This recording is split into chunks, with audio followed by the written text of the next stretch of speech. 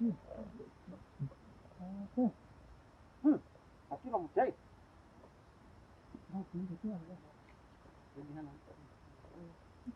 Chó nhiều đấy còn chút không phải.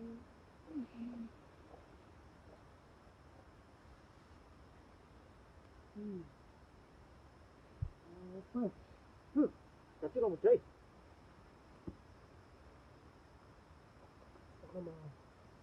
Mình thấy sự đó, ở đây mà có mình thấy nó luôn đấy.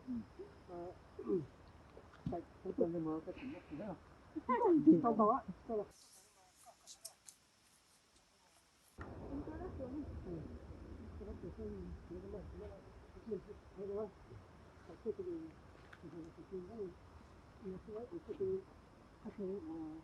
Không có tao chứ gì.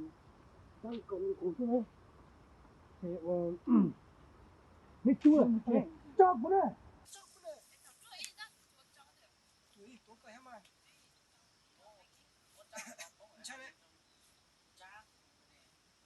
Không chết. Tối sang này. Có gì? Không chết. Ok, cái. Này. Sao phải nó ôm múa?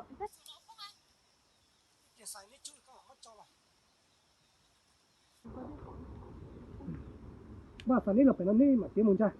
Nên.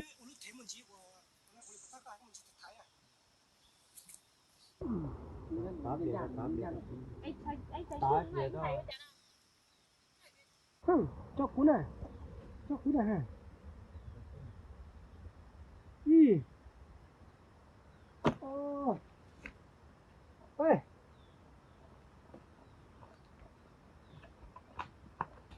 Cho cô.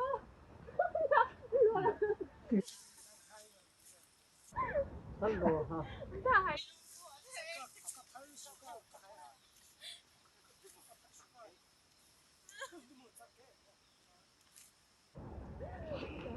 Một tuổi đấy.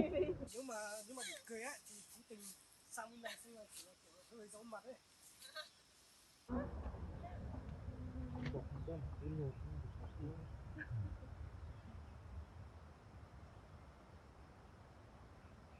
Bạn ơi, mi một bị to chạm. Đi.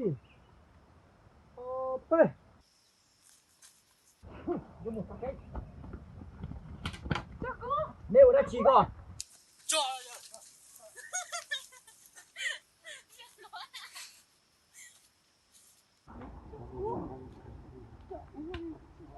Chứ nó tính qua tiền ấy nhỉ? Đường con này chẳng ha.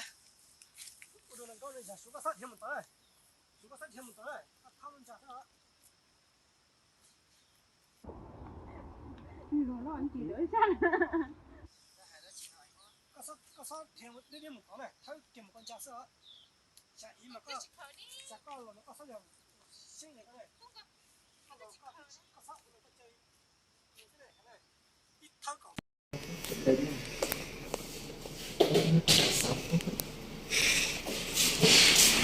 Nhỏ rồng à? Không, chỉ tải đối với tao. Nhỏ rồng.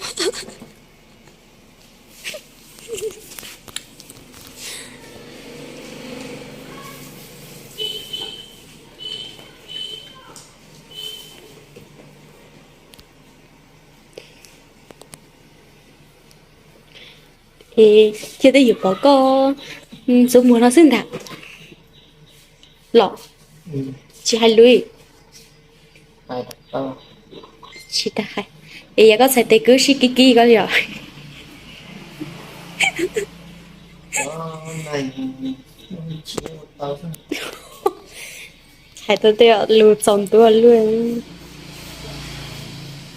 thôi kiki tệ không ạ thành thói quen hay cho hay con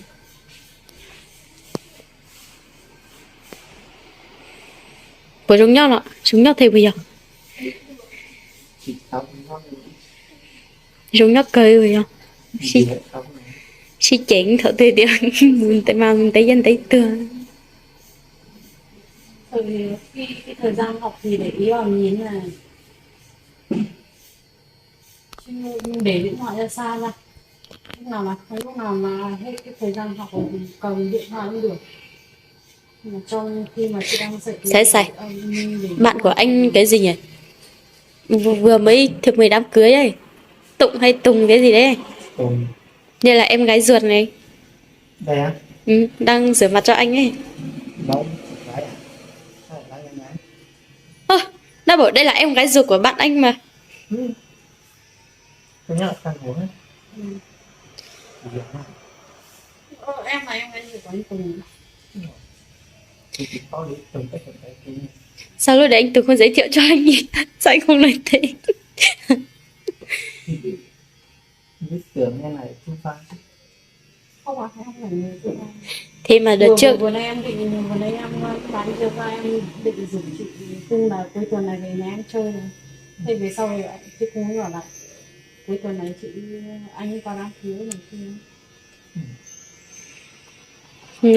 nói ra nói vào hóa ra là lại cùng một nhỉ, Nhi nhỉ? Tùng nó Anh lấy vợ Sapa. ai đó. Một cái đấy sao bác lắm chứ. Có bởi thì lớn Sài Gòn mỗi họ chế mỗi chơi lo nó hò. Có chỉ dừng thì Japan nghĩa cái gì vậy? Có thể tao nhớ.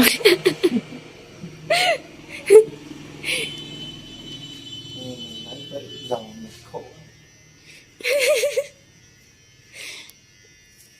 Bị khổ à giờ nhiều.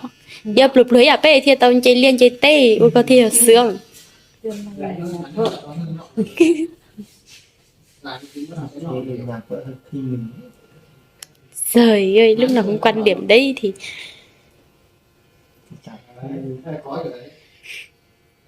tê dẻo lại cái gì chứ là gãy đàn ấy. Bởi giống nhau này. Chỉ giống nhau bây giờ.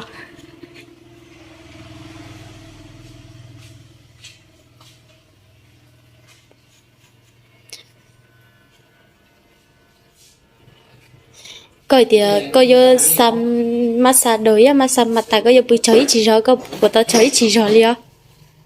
chỉ cho gặp ta thôi. Tôi tao có suốt ta hết rồi. Thì có xin nhá chị ạ. Sao nhau à? Có thả lỏng ấy ua thế lịch sướng hả?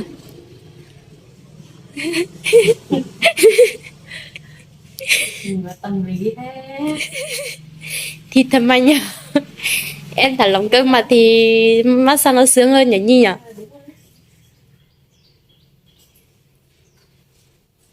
Mà cuối tuần này anh cho chị Cung theo nữa. Trong đấy chỉ có tay bạn thôi. Không có tay người yêu nên là tay người yêu. Không cho đi, không đưa đi cũng được Nhi nhỉ? Đi là vì là bạn của Nhi. Đi lấy tên là bạn của Nhi là được rồi. Chị tự đi. Nhưng chị có mỗi người có một xe đi cho tiện. Đúng rồi anh. Nhờ đâu anh muốn chở đứa nào thì anh cứ chở mà em muốn chở thằng nào thì em cứ chở. Không tùy người đây. Thì cũng giống bọn anh thôi mà. Nhi nhỉ? Vệ thanh niên hận. Của ai? Em biết rồi. Bạn mình một lời thiên ít theo là cô nó phát xong đấy chẳng cách nó nếu tao cho mình trả lời lúc nào cưới cho nên sẽ đờ là khi biết rồi cách họ vào chẳng cách những nói chê thấu cho là biết không cái giờ là chê là cô dưới cho là ôi chế liền chỉ tê tê là chỉ nhớ tê là lời cô tao chẳng cách là tê nếu chỉ tê ô tao chế cho đi ô tao chế liền chế thái tê đơn luôn á lúc chị hỏi tư là phần nhện liên lúc nhện nó cho tí này ôi chị đây là nếu có chỉ muốn bao giờ là để bia nhện nó thời đại phát triển là chỉ muốn mình nhớ chỉ ngay đầu tiên chủ yếu là giờ là nhớ chỉ đầu tiên chỉ sai là cứ là cứ nó cái gì tinh cái nhau nó là nên nó chỉ cho mẹ sao sẽ chẳng ngay nó đi trong đi cha chẳng ngay là nếu ít chẳng cái đi ra sao đi trong đi ra sức của thầy đi lo là yên nữ ta đã là lên phía cho mùa ô chỉ nhớ và nhưng mà ta nào và ta chẳng được cố đi chỉ cố cho nên là